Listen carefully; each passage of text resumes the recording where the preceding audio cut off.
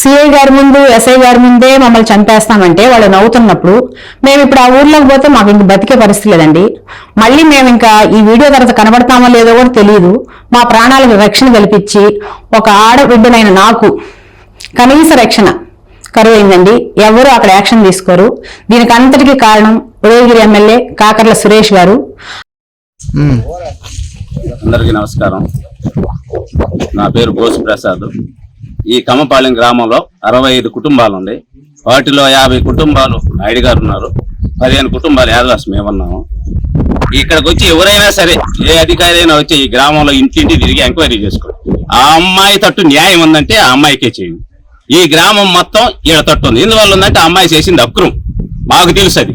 ఎందువల్లంటే మా ఇంటి పక్కన చేను పక్కన ఉన్నది కాబట్టి ఆమె బైపాస్ పోయింది. నా చేను ఆమె బైపాస్ పోయింది 1/2 కిలోమీటర్ అవతల. ఆమె చేను 5 కోట్లు 4 కోట్లు అమ్మేంత సీన్ లేదు. కాకర్ల సురేష్ గారికి ఎలాంటి సంబంధం లేదు. ఇది పార్టీకి సంబంధించిన విషయం కాదు, ఇది ఒక కుటుంబ విషయం.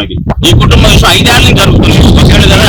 5 ఏళ్ల నుంచి ఈ కుటుంబంలో కలపాలు ఈ ఆస్తి తగాదాలు జరుగుతాయి. వాళ్ళ అన్న చదువుకోనందువల్ల ఆ అమ్మాయి తెలివితేటంతో వాళ్ళ అమ్మను ఆకట్టుకొని వాళ్ళ నాయన్ని చంపేసి ఈ విధంగా అధికారులు కాడిపోయి అన్ని డాక్యుమెంట్లు తయారు చేసింది. దీంట్లో రాజకీయ ప్రమేయం ఎలాంటిది లేదు. అధికారులు కూడా అన్ని వచ్చారు, ఎంక్వైరీ చేసుకున్నారు, అందరూ చూసుకున్నారు, పోయారు. ఈ తట్టు న్యాయం వీళ్ళ తట్టుంది. వాళ్ళ నాయన మానసికంగా 40 ఏళ్ళోడు, మాకంటే చిన్నవాడు, 40 ఏళ్ళోడు మానసికంగా వాళ్ళ చెల్లి దెబ్బకి నలిగి చనిపోయాడు. వాళ్ళ పరిస్థితి ఏంది?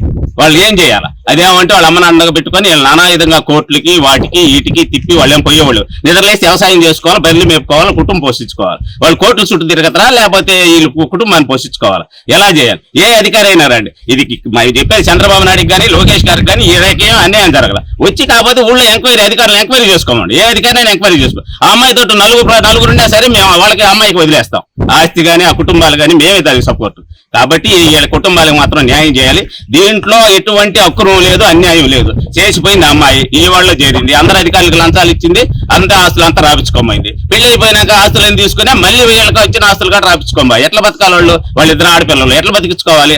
కాబట్టి దీన్ని అందరూ ఎంక్వైరీ చేసి, ఏ అధికారి అయినా సరే ఎంక్వైరీ చేసి ఈ గ్రామంలోకి వచ్చి ఎంక్వైరీ చేసి వాళ్ళకి న్యాయం చేయాలని మేము కోరుతున్నాము.